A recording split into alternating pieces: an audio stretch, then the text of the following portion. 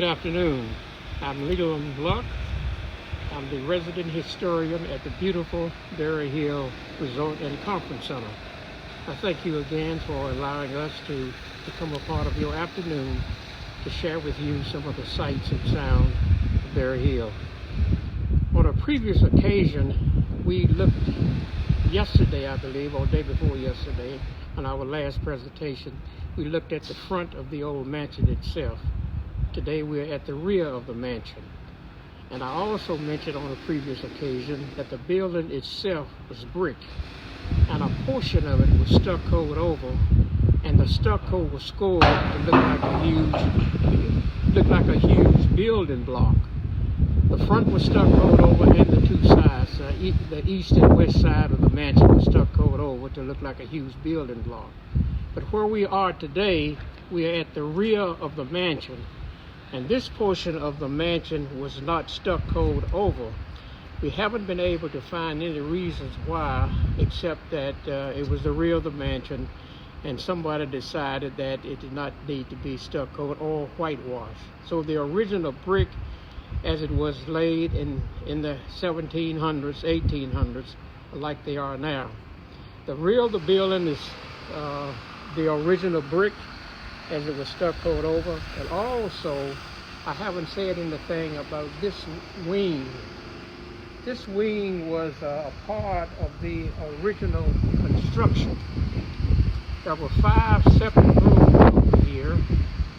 The chef, the kitchen was in this wing, and there were two kitchens as well as 3 living quarters. The housemaid stayed in this wing of the mansion. And to your left is a smokehouse. That was just a typical smokehouse where the Bruces would cure meat, hang the meat, smoked it, and prepared it for human consumption right there in the smokehouse. And if you look to the right of the smokehouse, there's an octagonal shaped building, and that was an ice house. Ice houses during that era was real common.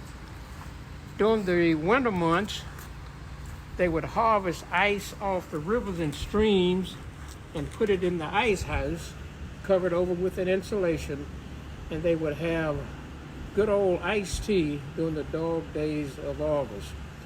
So these structures I've just referred to was a part of the original construction. This wing here too was a part of the original construction. And there were 5 separate rooms. You would note that there are 5 doors, and originally you have to enter each of the little rooms from the outside. You couldn't go between the rooms on the inside. And that was real common in a lot of houses built during that era. They had outside doors, or some of the structures had 2 front doors. You would have to come outside to go to the kitchen, and that was for safety purposes. We will walk inside of this wing there and look at how it looked in the time the Bruces were here. We'll go right up here, walk right inside.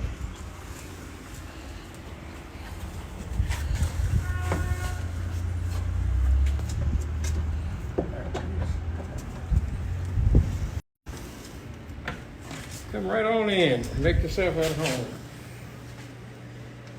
We said earlier that and this is now Darby's Tavern. During the time the Bruces were here, Darby was the chef.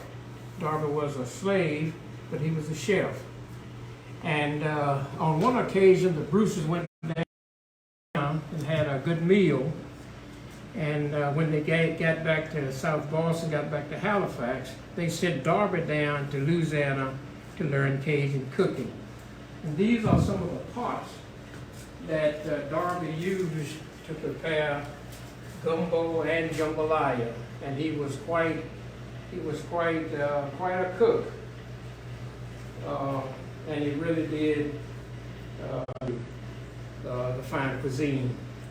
This now is Darby's Tavern. It is open when we are up and running. It is open daily for about 12 noon. And of course, we are not open now because of the virus situation. We're glad to, when that is over, we certainly would invite you to come and share a few moments with you. Okay, we will resume tomorrow with another presentation.